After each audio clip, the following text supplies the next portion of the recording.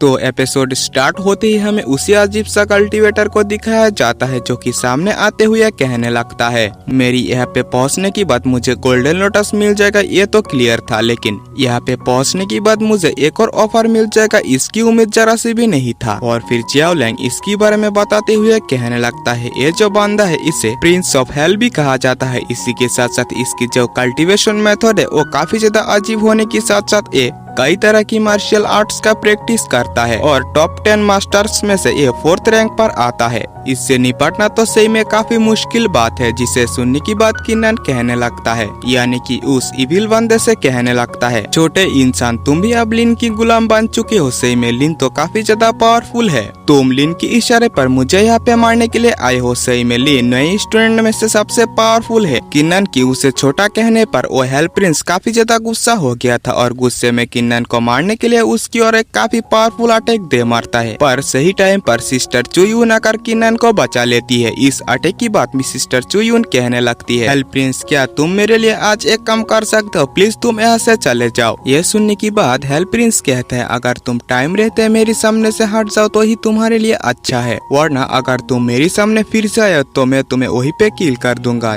ये सुनने की बात सिस्टर चुयून फिर से कहती है, चाहे आज कुछ भी हो जाए मैं ब्रदर किन्नन की हर हाल में रक्षा करूंगी। ये सुनने की बात किन्नन पीछे से आते हुए कहता है, जिस ओपोनेंट को आप चाहकर भी हरा नहीं सकते उस ओपोनेंट से बहस करने में कोई फायदा नहीं है, इस वजह से इसे आप मुझ पर छोड़ दीजिए, मैं इसे संभाल लूंगा। मैं अगर आज इसे हरा नहीं पाया तो मैं फ्यूचर में क्या ही लिन के साथ फाइट करूंगा। ये छोटा सा कीड़ा मेरे सामने कुछ भी नहीं है। इतना बेइज्जती सुनने की बात तो ओहेल प्रिंस काफी ज्यादा गुस्सा हो गया था और इसी के साथ साथ वो किन्नन के ऊपर हमला करने के लिए आगे बढ़ता है। किन्नन भी उसके हर एक अटैक को काफी इजीली डॉस करते हुए जंगल की ओर भागने लगता है, जहाँ पे कुछ ही देर में वो दोनों जंगल के अंदर आ गया था। ये देखने की बाद जियाओ लैंग और चुयून भी दोनों ही किन्नन के पीछे पीछे जाता है। चुयून किन्नन की स्पीड को देखते हुए कहती है, किन्नन की स्पीड जो है वो हेल प्रिंस से जरा से भी कम नहीं है। और फिर हम किन्नन और हेल प्रिंस को देखते हैं, जहाँ पे हेल प्रिंस जो था वो किन्नन के पीछे भागते हुए किन्नन के ऊपर अपनी चेन से हमला कर रहा था, जहाँ पे इन जानलेवा हमलों को किन्नन काफी आसानी से डॉज कर रहा था। जहाँ पे हेल प्रिंस हमला करते हुए कहता है, किन्नन चाहे कुछ भी हो जाए आज मैं तुम्हारी जान लेकर ही रहूंगा। और फिर किन्नन भी उसके हर एक हमले को डॉज करते हुए उसके पीछे आकर एक ही पंच में उसकी सोल चेन को ही तोड़ देता है। जिसे देखने की बात तो वो हेल प्रिंस काफी ज्यादा शॉक हो गया था,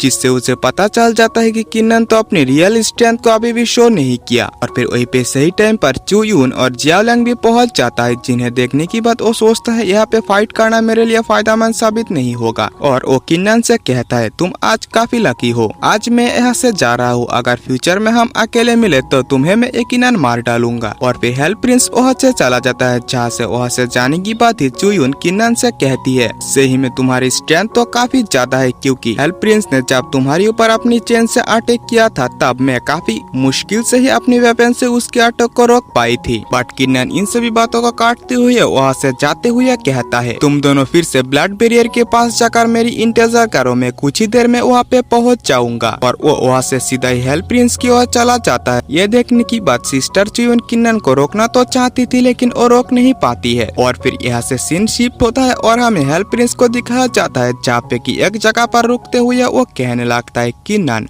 नेक्स्ट टाइम जब तुम मुझसे अकेले में मिलोगे तो मैं तुम्हें अपनी रियल स्ट्रेंथ दिखाऊंगा। उसकी ऐसा कहते हम उसी के पीछे किन्नन को देखते हैं, जहाँ पे कि किन्नन कहता है, अगर मेरे साथ मेरी टीम मौजूद ना भी हो तो मैं काफी इजीली तुम्हें हरा सकता हूँ। इसे सुनने की बात हेल प्रिंस गुस्से में कहता है, तुम्हारी हिम्मत कैसे हुई मेरे पीछे अकेले में आने की, अब तो तुम मरोगे।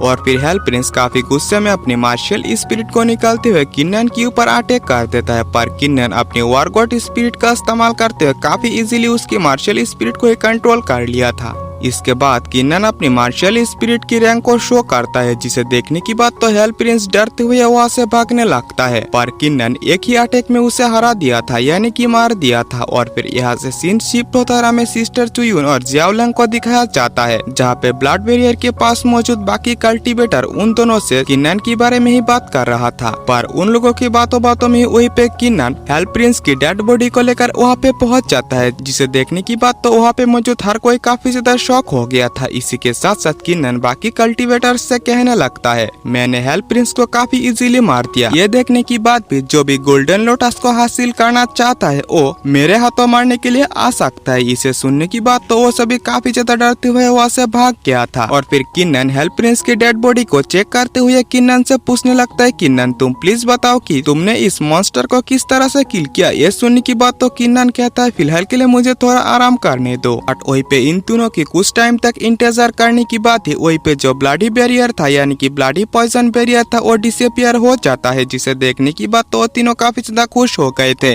उन लोगों के सामने वो गोल्डन लोटस भी अपीयर हो गया था। और फिर जुयून कहती है, शायद से इसके ऊपर जो ट्रैप था वो हट चुका है, इसी वजह से हमें गोल्डन लोटस को समय रहते हासिल कर लेना चाहिए। जो सुनने की बात है, किन्नन उस पुल को चेक करने के लिए एक पत्थर को उस पुल के अंदर मारता है, पर कुछ टाइम तक कुछ भी नहीं होता, जिसे महसूस करने की बात जियाओलिंग कहता है शायद से और कोई खतरा यहाँ पे मौजूद ही ना हो। लेकिन कुछ ही टाइम के अंदर अंदर वहीं पे भूकंप आने लगता है, जिसे महसूस करने की बात है किन्नन तुरंत ही उस गोल्डन लोटस के पास पहुंच गया था। इसी के साथ साथ उसे हासिल भी कर लेता है और उसे लेकर वापस भी आ जाता है, लेकिन फिर भी वो अभी तक भूकंप नहीं रुका था। और फिर किन्नन कहता है कि मुझे जल्द से जल्द एक सेफ प्लेस ढूंढना होगा ताकि मैं इस गोल्डन लोटस को रिफाइन कर सकूं। इसी के साथ साथ वो तीनों वहाँ से चला जाता है। वहाँ से जाने की बाद ही हम उस पुल के अंदर से एक जायंट क्रोकोडाइल को बाहर निकलते हुए देखते हैं। इसी के साथ साथ वहीं पे उस क्रोकोडाइल के साथ हमें काफी मिस्टीरियस पर्सन को भी देखते हैं। इसी के साथ साथ ये एपिसोड भी यहीं पे एंड होता है। तो अगर आप लोगों ने वीडियो यहाँ तक देख लिया है तो चैनल को सब्सक्राइब करके वीडियो को एक लाइक जरूर से कर देना। मिलते हैं नेक्स्ट वीडियो में, बाय बाय।